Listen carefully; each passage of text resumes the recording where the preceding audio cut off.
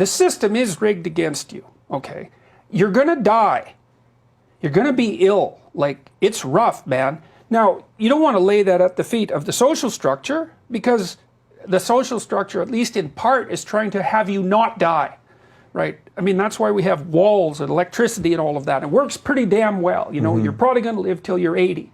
And the only reason you're not going to live longer is because we can't figure out how to get you to live longer. That's why. You're not going to starve to death. Wild animals aren't going to tear you in pieces. Tyrants aren't going to rip you from limb to limb. It's like, these are good things. Now, you still got a big problem because the cosmic system is rigged against you in a sense. But, okay, so fine. What do you mean by that, the cosmic system? Well, you know, you're vulnerable and you can be broken, and you will be in many ways. But you can't blame someone for that. It's just, that's the structure of reality. Okay, so what do you do about that? Well, as far as I can tell, and I've always looked as a psychologist for optimistic ideas. And I'm not an easy sell with regards to optimistic ideas, especially because of my basic belief in the idea that, you know, the most profound truth is that life is suffering. It's okay, fine, life is suffering. You can't blame that on anyone. All right, so what do you do about it? Well, maybe nothing. Maybe nothing. Maybe the jig's up. It's hopeless, you know. But maybe that's not right. Maybe here's something.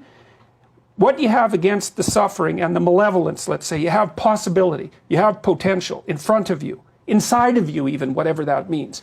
So here's the question. What would your life be like if you made use of all the potential that you were offered? That's the optimistic question, because you can test it out. Say, okay, well, I'll just try that for a year. I'm gonna do the best I can at everything that offers itself to me, just as an experiment. And then I'm gonna see, well, is my life better or is my life worse? It's like, you try it for a year, you think, it's actually better. My friendships are better, my family's better, I'm less anxious, I'm more positively oriented, I'm less resentful and bitter and jealous and angry. You know, I'm more physically healthy. It's like, hey, great, and you're not that good at it. It's like, what happens if you did that for 5 years? Yeah, that's a good addiction. That's an addiction. Yeah, it's an addiction to possibility. And then it's also an exponential thing. And this is actually technically true. We know this beyond a shadow of a doubt. There's this principle that economists talk about. They often call it the Matthew principle, which is based on a statement in the New Testament.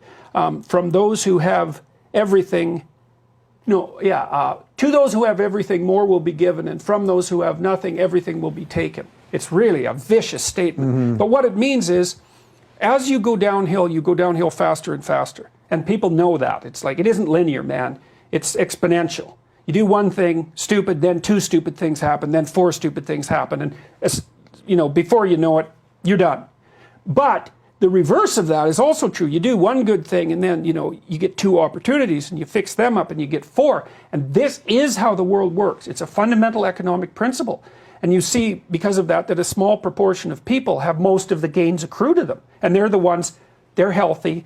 That's luck often, They didn't get run over by a bus. Like, there's lots of arbitrary things about life that have to go right. But after that, it's like, those are also people who are capitalizing on what they're being offered without bitterness or resentment. And then maybe it won't work for you, but you don't have a better plan than that.